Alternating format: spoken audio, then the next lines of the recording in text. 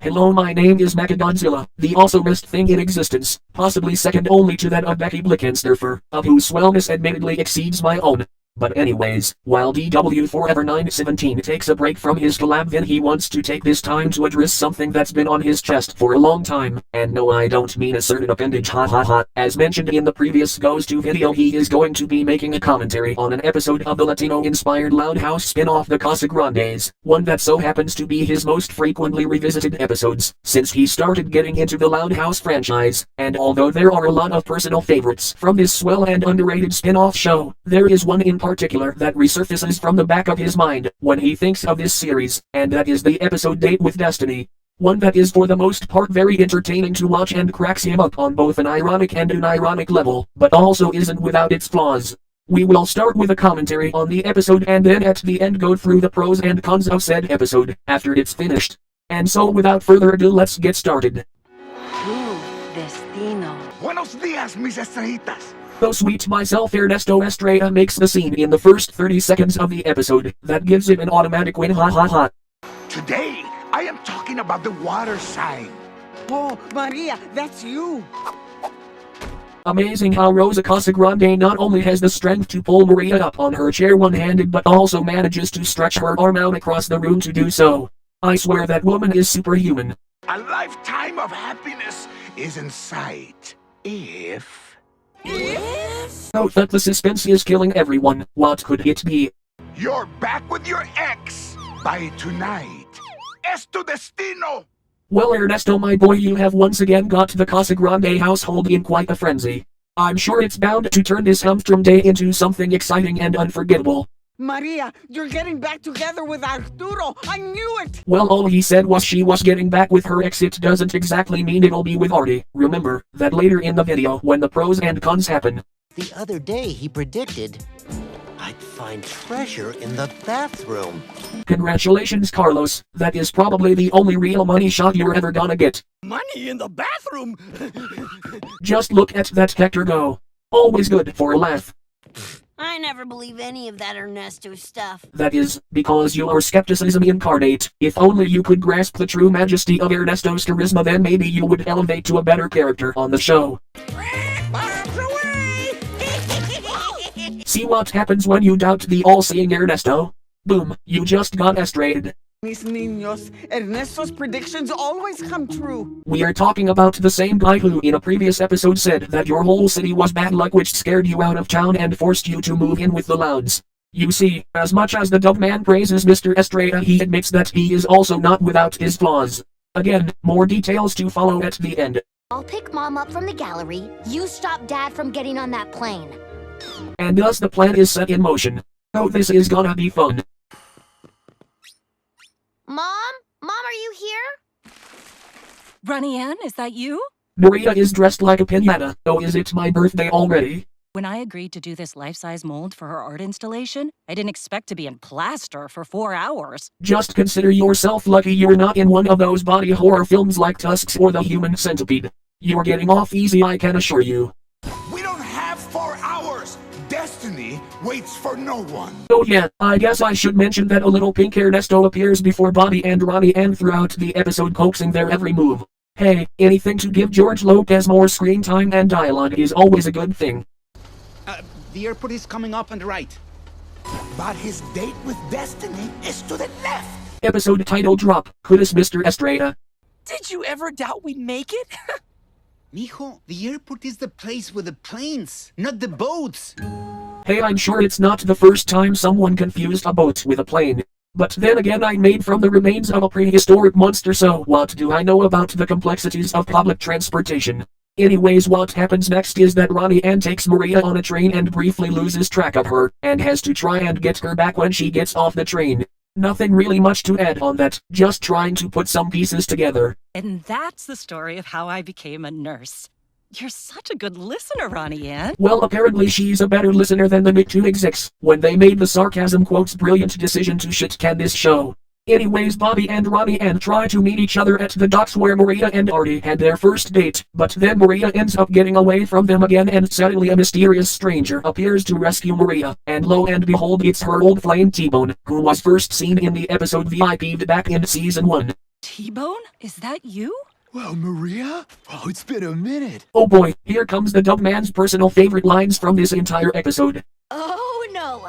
We didn't do all this work just so another ex could swoop in and ruin everything? Yeah, let that T-Bone find his own lifetime of happiness. Priceless. Makes the Dubster crack up every time he comes to revisit this scene, ha ha ha. Hey, would you like to have dinner with me tonight at our place? They have a place? Yes, Bobby, not everyone is as sheltered as you are when you work at your precious Americano. You better fix this rapido, or you're gonna be stuck with this guy. We have to get rid of T-Bone and get Dad to the restaurant. Yes, because God forbid your separated parents should ever see other people. It's almost like this episode sends a terrible message or something. T-Bone? You remember that daisies are my favorite flowers. Ew! Ha ha ha, again, that reaction gives the Dubster a chuckle whenever he hears it. I don't know, but for some reason their disapproval to a guy they barely know dating their mom is just hilarious. Oh, he's pulling out the big guns. Dad's gonna be here any minute. It's time to get rid of this T-Bone head. Oh, zing. Good one, Bobby. Did you stay up all night coming up with that one? I'm so glad we had that crazy run-in today. It's almost like it was destiny. Well, it would have been, if Maria's two children weren't pulling all the strings which resulted in you two meeting in the first place. What do you want on your pizza? Hopefully not garlic. Anything but pineapple. I have a nanophobia, you know, the fear of pineapples. I mean, they look like they have hair, they're pointy, they really freak me out, man. Oh, the Dub Man can totally relate T-Bone. He also can't stand pineapple, especially not on his pizza. And the next scene to follow is living proof that they were in fact made by the fucking devil.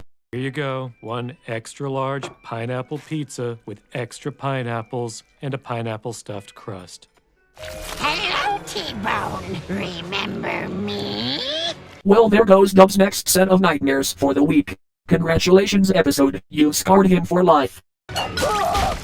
Maria, I will call you for a redo of our date. This is actually the last time we see this character. Anyone who was a T-Bone fan is going to be disappointed. Ugh, why can't I ever find a nice, normal guy? Maria, you are a Casagrande. Define normal. Anyways, Artie eventually meets up with Maria at Amor's Pizza and Bobby and Ronnie and do whatever it takes to get them to stay and fall in love again. And oh sweet myself, they do it in such an absurd and over-the-top way that the Dubster can't help but burst out with laughter. It is just as ridiculous and hilarious as it sounds. We did all of this work to get you two here, so we can all have a lifetime of happiness. And yet all you did was waste your dad's entire day and traumatized an innocent man who didn't deserve it. What a great story to tell your future wife and kids. Ernesto Estrella predicted you guys would get back together tonight. Hearing it out loud now, it does kind of sound silly, huh? Not as silly as calling an entire town bad luck, just to avoid anyone seeing a zit on your forehead. But it's just one dumb night, not a lifetime. But we'll be a family for a lifetime. Wow, that has got to be the smallest, most carbon copy compromises I have ever heard from a TV sitcom. Did the writers did that out of the cliché bin or what? What if we made it the regular thing? A family pizza night. Every month. You are fucking kidding me. Please tell me that's not how you're ending the episode. And boom! A lifetime of happiness after all. Ernesto is the besto. Estrella out! Unfucking believable. What kind of slap to the face ending was that? Well, at least we got to see Ernesto again before it cuts out. Anyways, that was Date with Destiny. Now let's move on to the pros and cons. First off, despite the various flaws it has, Dubs actually finds this episode hysterical. Both the dialogue and the sight gags keep him entertained from start to finish, and even the bad parts manage to get an ironic chuckle out of him for how terrible they are. Ernesto Estrella is of course as charismatic as ever, and keeps the Dubster on his seat whenever he shows up on screen. Like he always says, you can never have too much George Lopez in your life. But now let's get to the cons of the episode. Despite what Ronnie Ann stated about not wanting her parents to get back together in season 1, her and Bobby go out of their way to try and force the spark back into their lives, all on account of Mr. Estrella's vague prediction.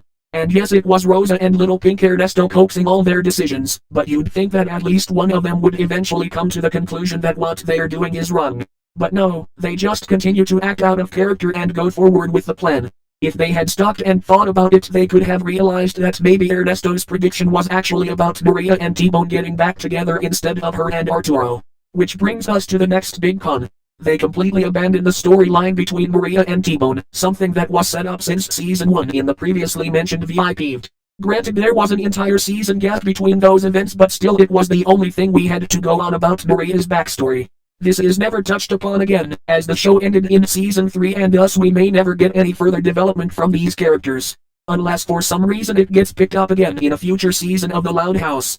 But Dubs isn't holding his breath on that anytime soon. But probably the biggest con of the episode is that the parents don't actually get back together. Meaning that everything Ronnie Ann and Bobby did was entirely pointless and made the whole episode feel like a waste of time. I'm sorry Ernesto, the dub man loves you and all, but you lied to us. You lied to Ronnie Ann and Bobby. This was the one moment where you weren't the besto. Even the tact on ending seemed like a piss poor silver lining at best.